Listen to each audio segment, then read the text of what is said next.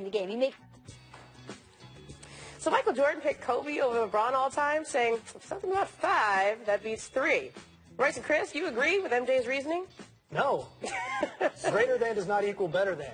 Yes, exactly. So is Bill Russell the best? I know. It's like careful when you get into the math argument. Careful when you get into the 5, 6 is better than 3 because Bill Russell's got more than everybody. It's part of the resume, part of the whole picture. You can't just use it to define the whole thing. If he says that Kobe is better than LeBron because of the rings, well, guess what? Kobe's retired, so nobody's close. Yeah, that's true.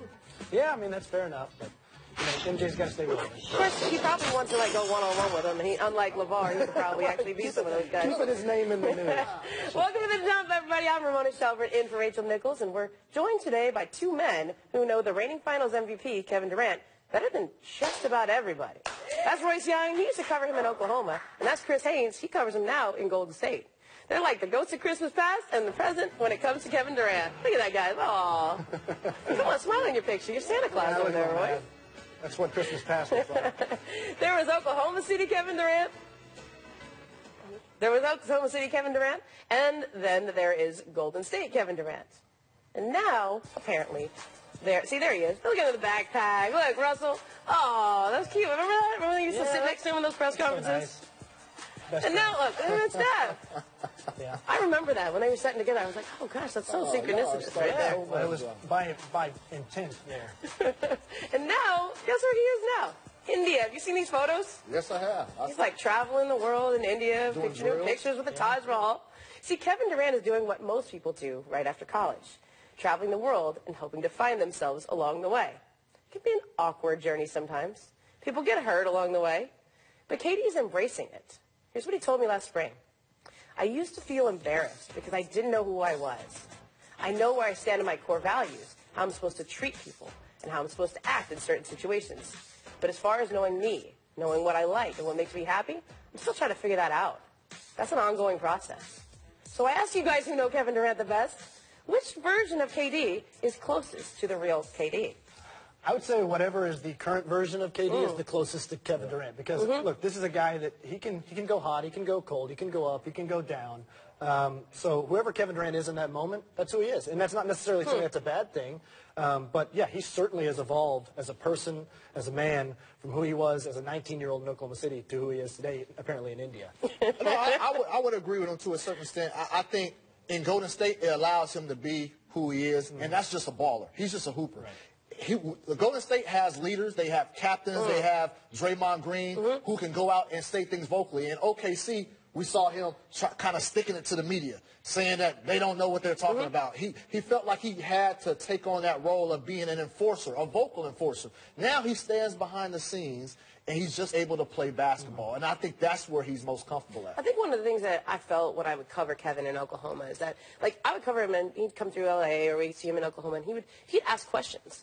He was searching for something. He was asking questions. What's it like in L.A.? What's it like there? He would ask questions about people in the league. And you don't often see, we showed the photo of Russell Westbrook and Kevin and Steph Curry. Both those guys are married. They have children. They're sort of grounded in their life. Kevin's out, taking fun selfies with the Taj Mahal in India. He's exploring the world. What's up with that one picture right there we just missed? Having his shirt tucked in the short. What's going on with that? Look, I think Kevin Durant is in his comfort zone in Golden State. I think that in Oklahoma City, and this is not to say that this is anything negative about Kevin Durant, but I think that, like Chris kind of alluded to, I don't think he was always comfortable being the complete leader of a franchise. I think Kevin is a little bit of a background guy. I think he likes to fit in more than he likes to stand out in front of everything. And the Warriors gave him that opportunity. And I think, Ramona, I think that's where he's most comfortable. I think that's where he's found his complete confidence as a player and as a person.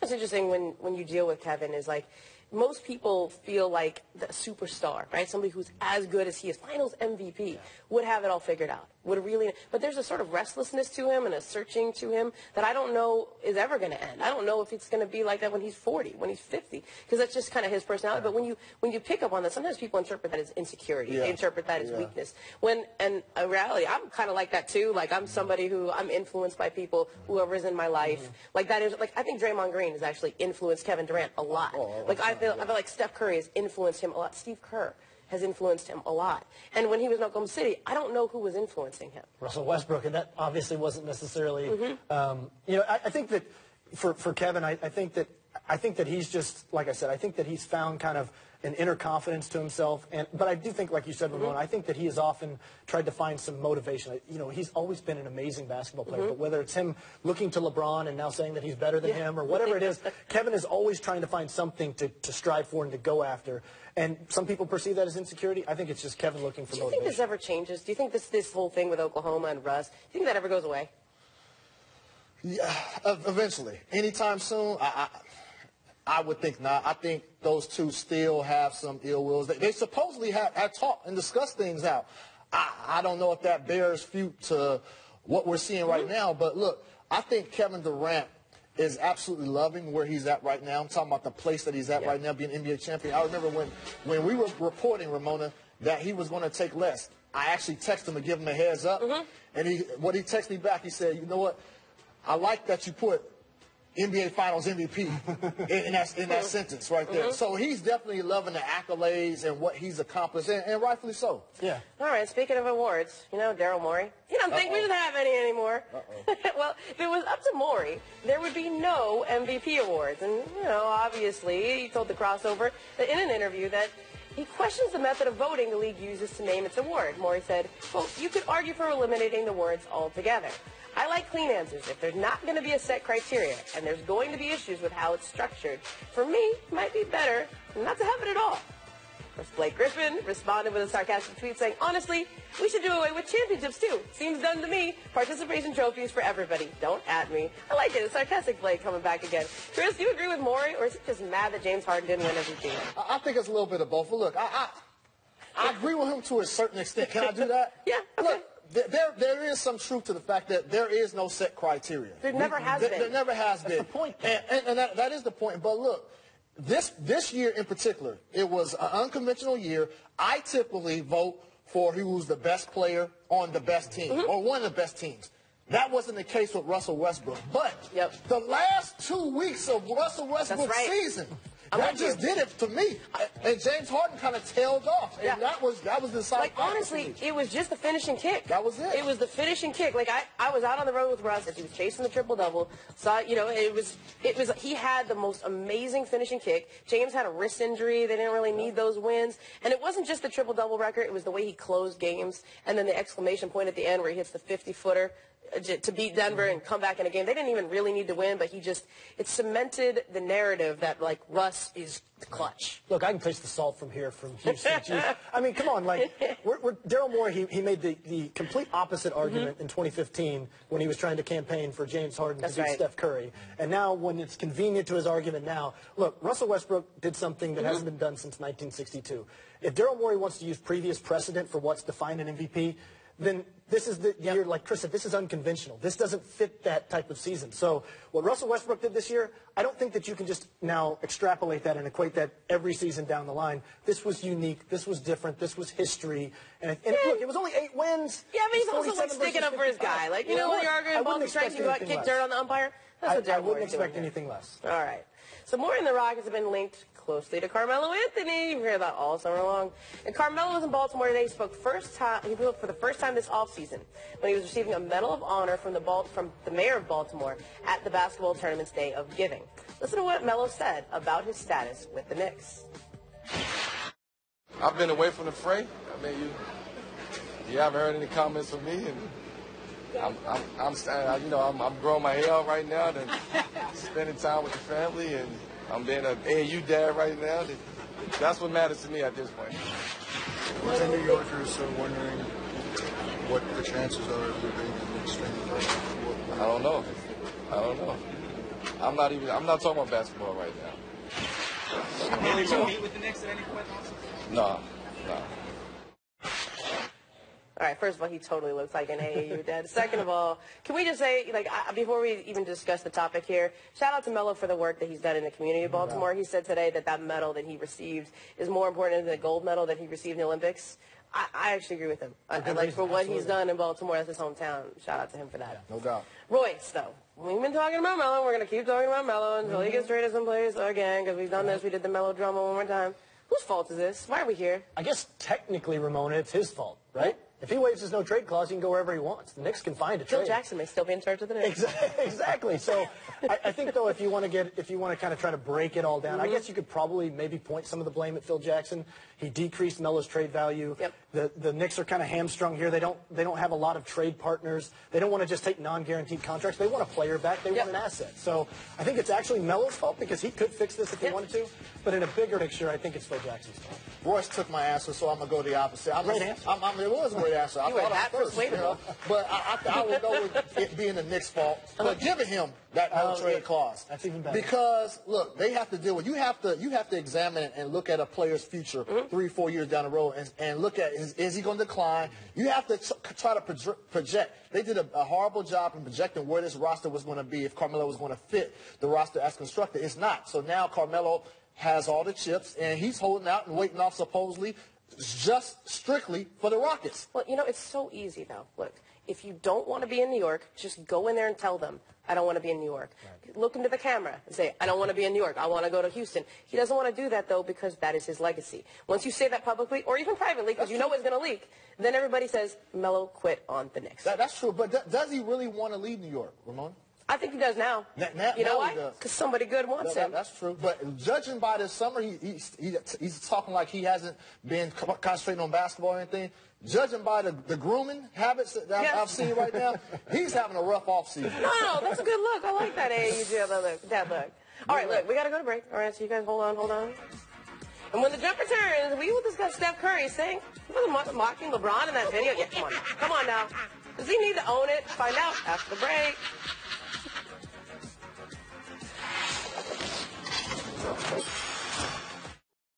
Most improved again because you're an all-star starter, right? You probably won't win that award again. Why? I might be the MVP this year. I said most improved. The MVP you can win. Okay, but if I win the MVP, I can win the most improved.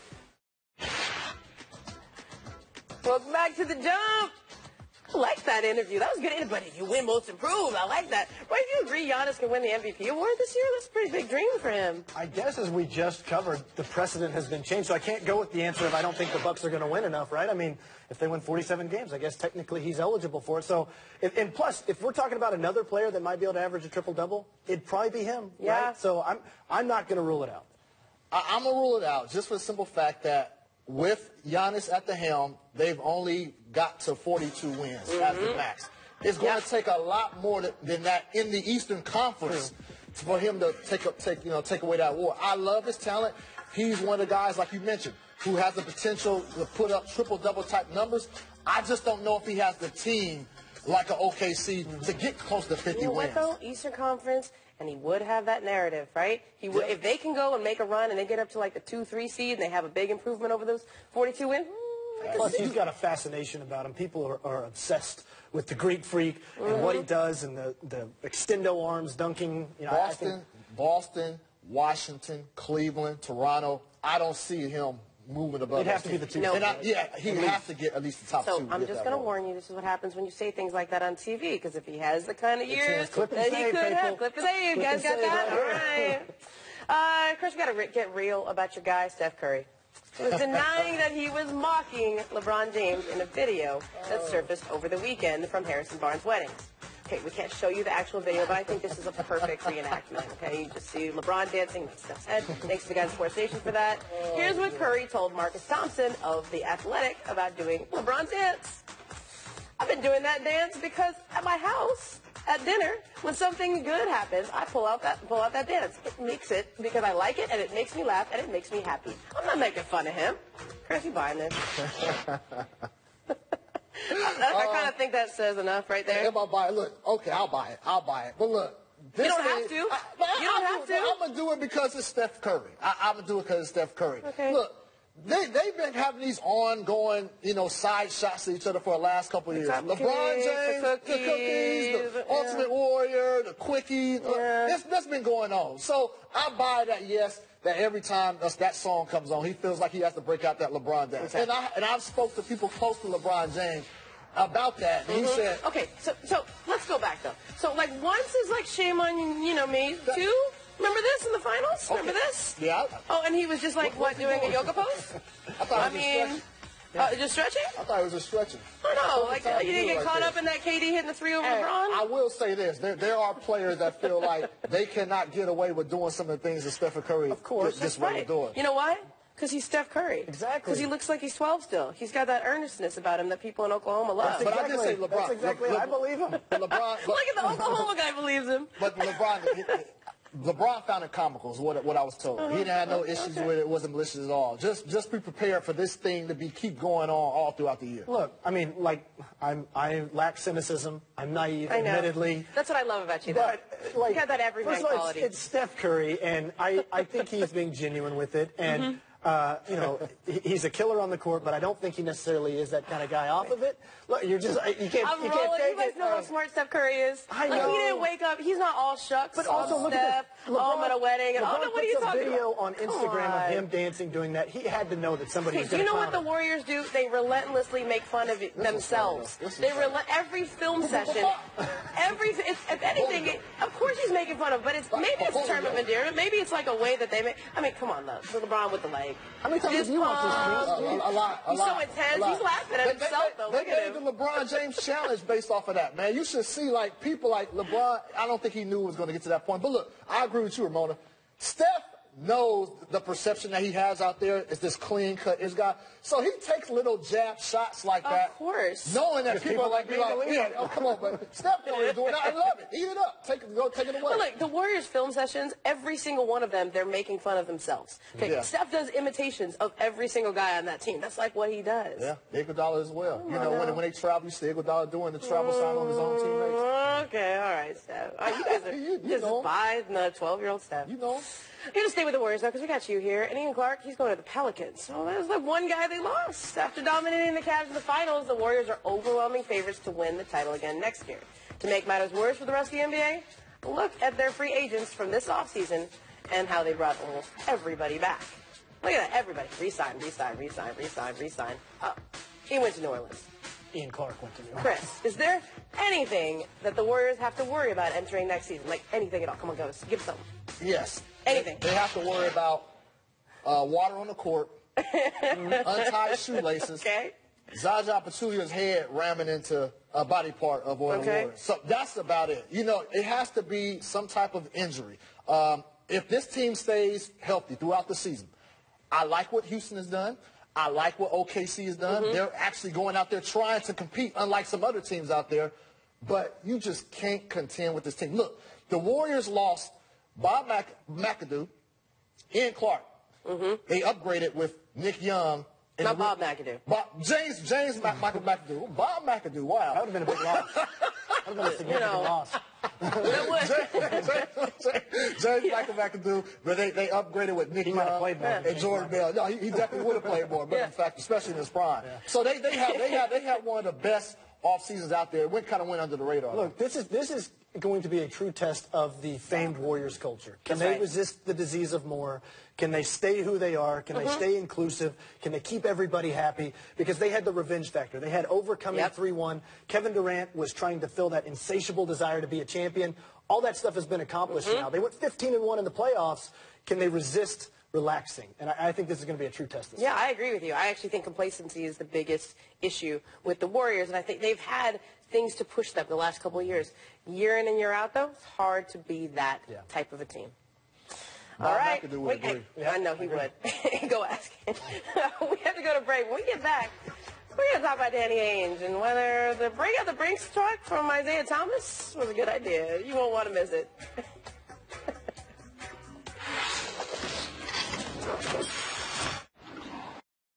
So when it comes to fried chicken... Thursday at 7 p.m. Eastern on ESPN, we'll have the basketball tournament. Simple programming. Basketball tournament. Winner take all $2 million. And, oh my gosh, last year it came down to the last shot. It was so exciting to watch it. Tonight, Thursday. And after Wednesday night baseball game between the Indians and the Red Sox on ESPN, catch Sports Center at 9 with John and John. To make or miss league. Make or miss. To make or miss. Make or miss. To make or miss. To make or miss league.